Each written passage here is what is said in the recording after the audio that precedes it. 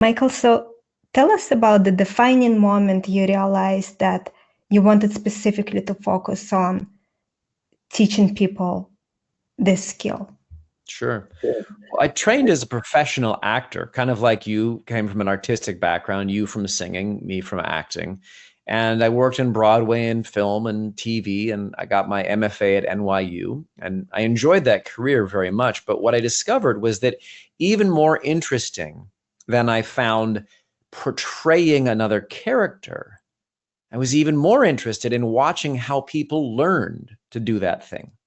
And it was really quite captivating. And then as I got more interested in helping people learn how to use their voices and their bodies to be compelling on a stage, what happened was I began to build a whole suite of kinesthetic tools to help non-actors and non-performers learn how to do the fundamental building blocks of speaking: tolerate silence, enunciate their words, structure their thoughts. And I began to use Lego blocks and wiffle balls and masking tape and balance beams and these sorts of tools to create a whole bunch of kinesthetic activities that people could do to get much, much better at speaking.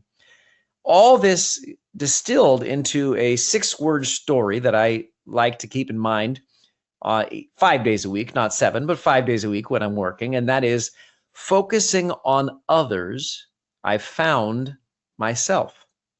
So this 6-word story idea it's an apocryphal thing that goes back to Ernest Hemingway, supposedly. Apparently, it may not be true, but anyway, the theory is that he challenged a drinking buddy to see who could write the best short story, and he wrote a 6-word story. Hemingway did. It's a terrible story, by the way. Do not Google it, okay? Tremendously depressing story, but the idea of an incredibly brief story can be powerful for folks.